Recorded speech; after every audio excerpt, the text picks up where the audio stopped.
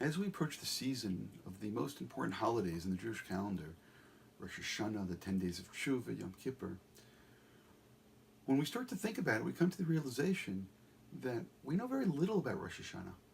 In the Torah itself, it's described as a day of Zichron Truah, a day of remembering the Truah, or Yom Truah, a day of Truah, which of course we need to know what the word Truah means, or for that matter, what is memory.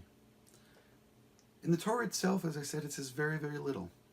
We understand from tradition that we blow the shofar on that day. We need to understand what the significance of this is. The blowing of shofar on this day, on Rosh Hashanah, which is the beginning of the year, in a certain sense, what we're doing on that day is we're going all the way back to the beginning. We're going all the way back to creation.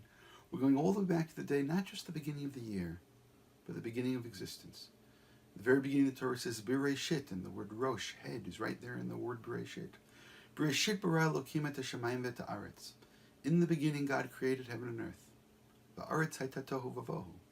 And beforehand, or afterwards, the earth was tohu vavohu.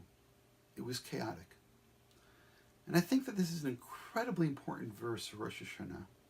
When we look at the liturgy of Rosh Hashanah, we look at the prayers, we look at what we say, we look at what we yearn for, we look at what we do. And maybe even we pay attention to what we don't do. Rosh Hashanah, we really don't pay attention to that tohu vavohu. We really don't pay attention to that chaotic past. On Rosh Hashanah, we really don't deal with all the things that we did during the year. On Rosh Hashanah, we don't even ask for forgiveness. All of that takes place on Yom Kippur, or for that matter, the days leading up to Yom Kippur and Yom Kippur. Yom Kippur is a day of atonement for what has happened. Rosh Hashanah is a day that we look forward. It's interesting. If it's a day of memory, why are we looking forward? Because we acknowledge that God is king, and God remembers everything. But God did something on Rosh Hashanah. He did something in that first Rosh Hashanah, and he does something every Rosh Hashanah since then. In the very beginning, God created us. And not only did he create us, he gave us a soul. God breathed into our souls the breath of life. V'yipach ba'apav nishmat chayim. There are those who note that the only mitzvah that one does with a breath is blowing of the shofar.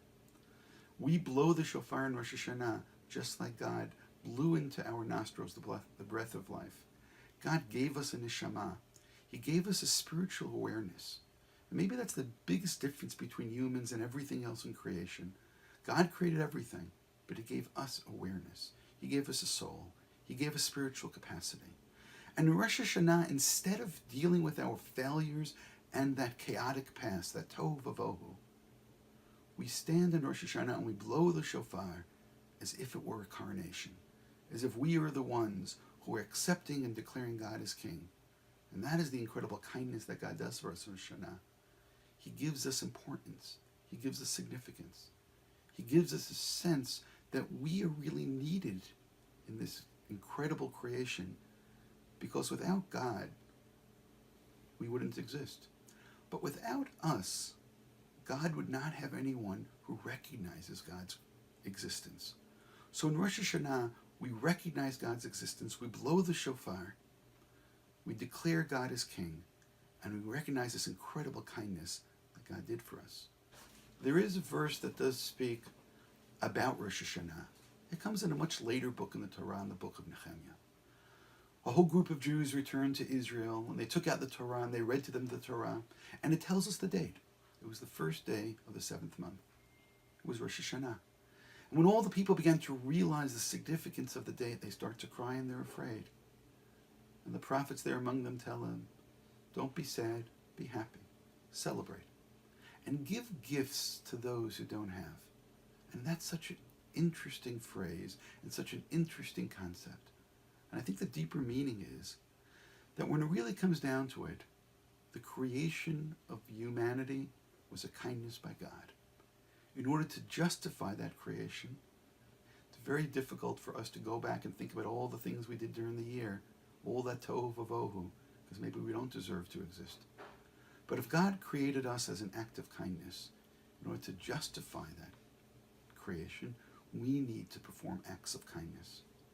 Humanity is capable of kindness. There was a big discussion in the Midrash that took place in heaven on that day. God turns to the angels, should I create man? And there's a whole discussion whether man is capable, deserving. But one trait, Chesed says, man is capable of Chesed. Man is capable of kindness. Kindness is what justifies our existence. We are created in the image of God. God created the universe out of an act of kindness. We recreate the universe, and every Rosh Hashana, we declare God is King when we perform acts of kindness. May all of Israel be written and sealed in a book of life, a year of prosperity, a year of spiritual growth, and a year of happiness. Shana Tova.